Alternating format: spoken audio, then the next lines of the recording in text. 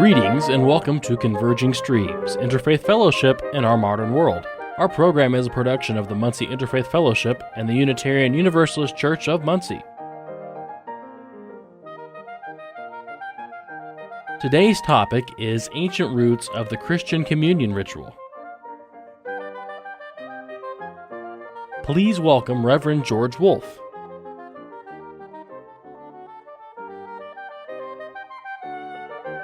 Hello, and welcome to Converging Streams.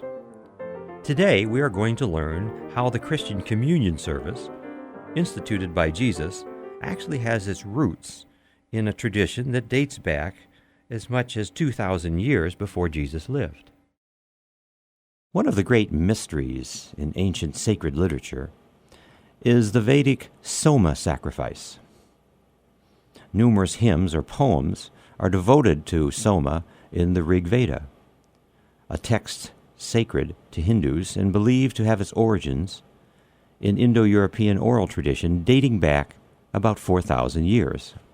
It is the Rig Veda that speaks of poetry as emanating from Soma, a mystical plant stolen from the gods and brought to earth from heaven by the sunbird or the phoenix. Soma is said to inspire sages, bestowing on them that contemplative state that accompanies spiritual vision. It is this vision that has been expressed through the poets and prophets who have served through the ages as guiding lights to spiritual seekers in the great world religious traditions. In the ceremonial rite described in the Rig Veda, the Soma plant is said to grow near mountaintops. It is gathered and sacrificed using stones, which are used to press or squeeze the golden juice out of its stalks. The juice is then filtered, mixed with water, and drunk to achieve a state of transcendent unity with a deity. While in many Vedic hymns, Soma is referred to as a sacred mythological plant, numerous other images are associated with Soma, images that are also found in Jewish scripture, particularly in the book of Exodus. The Rig Veda likens Soma to the, quote, pillar of the sky, close quote. Exodus 13:21-22 refers to the pillar of smoke and fire in the sky that led the Israelites out of Egypt. Soma is equated with milk and honey, symbols in the Rig Veda for fertility and wealth. And in Exodus chapter 3, verse 8, chapter 13, verse 5, and chapter 33, verse 3, milk and honey are used to describe the promised land, which is said to be a land flowing with milk and honey. The Vedic hymns also associate Soma with the eagle. The same image is also found in Exodus chapter 19, verse 4, where God says, "How I bore you on eagle's wings and brought you to myself."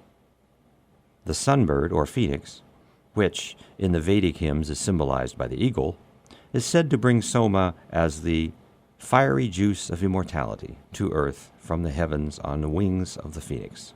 The phoenix image is also used to describe the Messiah in the Hebrew book of Malachi, where it says, "The Son of Righteousness shall rise with healing in its wings." Malachi chapter 4, verses 1 and 2. Soma is further associated with the whirlwind and with the sage who heals, images used to describe the Hebrew prophet Elijah, who healed the sick and was caught up in a whirlwind and taken up into heaven in a chariot of fire, as that story is told in 2 Kings chapter 2, verse 11. In addition, Soma is said to be that inner source of poetry and scripture that inspires the seers and prophets. We are now going to listen to a composition by Jody Nagel. It's a composition entitled Hymns to Soma, the second movement of which speaks of Soma as a sage. I will now read the verses from the Rig Veda that deal with Soma as the sage. This restless Soma, you try to grab him, but he breaks away and overpowers everything. He is a sage and a seer inspired by poetry. He covers the naked and heals all who are sick. The blind man sees, the lame man steps forth. Let those who seek find what they seek. Let them receive the treasure given by the generous, and stop those possessed by greed. Let him find what was lost before. Let him push forward the man of truth. Let him stretch out the lifespan that has not yet crossed its span. Be merciful to us, Soma. Be good to our hearts, without confusing our powers in your whirlwind. That's from the Rig Veda, verses which equate Soma with the sage. Now we're going to listen to the second movement of Jodi Nagel's composition, Hymns to Soma, which provides a musical setting for the verses I just read from the Rig Veda.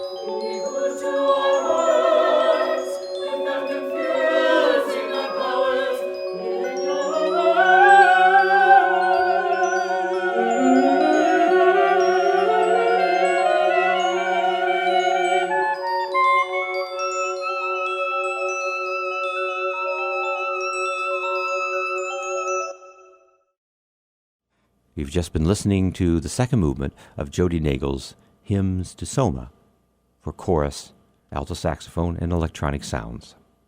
While some researchers have become convinced that Soma was an actual biological plant, a more thorough reading of the Vedic hymns and the many images surrounding the concept demonstrate that Soma is not a literal substance, but a mythological idea, a metaphor for experiences associated with the internalization of mystical teachings resulting from spiritual enlightenment.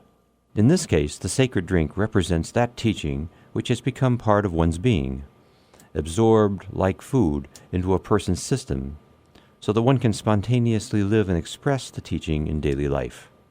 The law becomes written on one's heart, as it says in the Hebrew book of Jeremiah.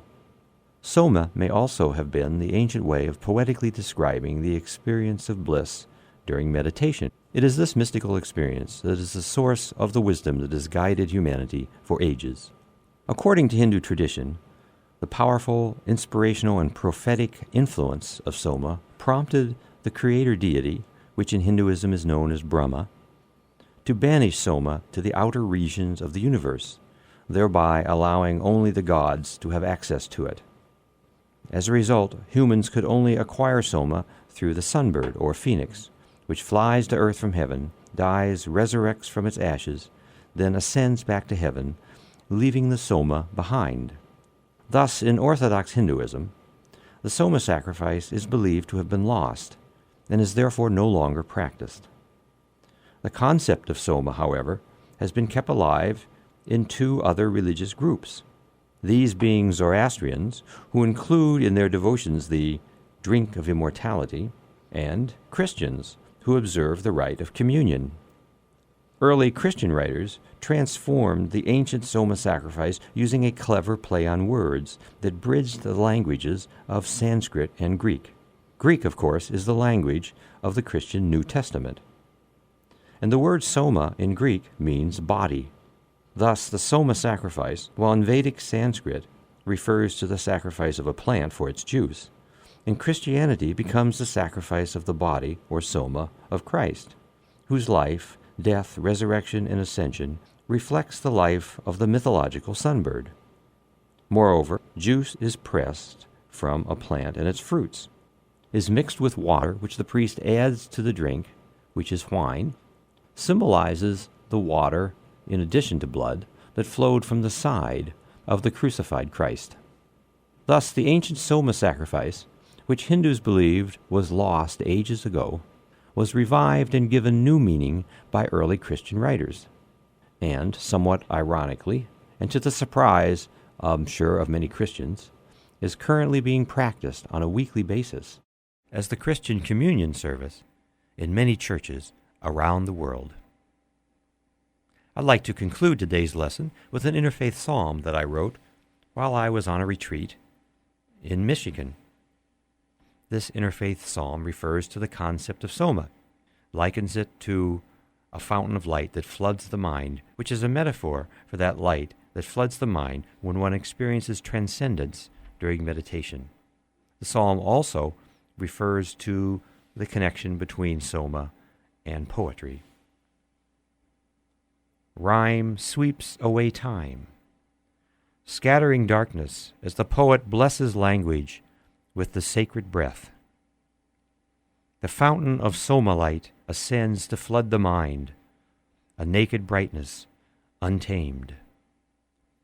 Leave behind sight and sound.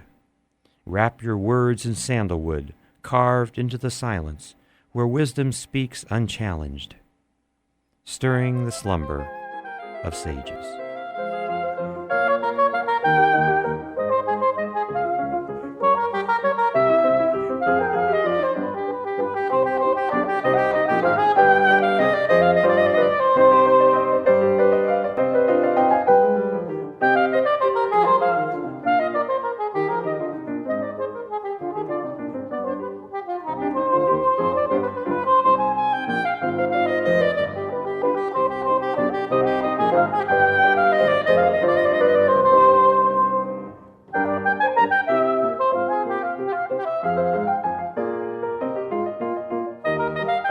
Thank you for listening to Converging Streams, Interfaith Fellowship in Our Modern World.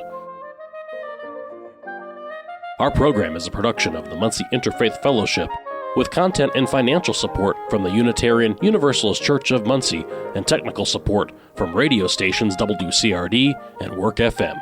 Most importantly, we thank you, our listeners and followers, for your support.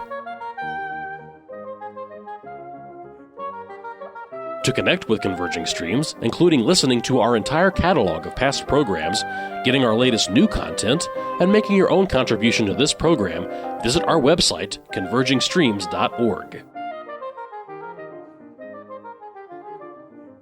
Converging Streams is produced by Tony Piazza, George Wolfe, and Thomas Perchlik. Thank you for listening and have a pleasant week.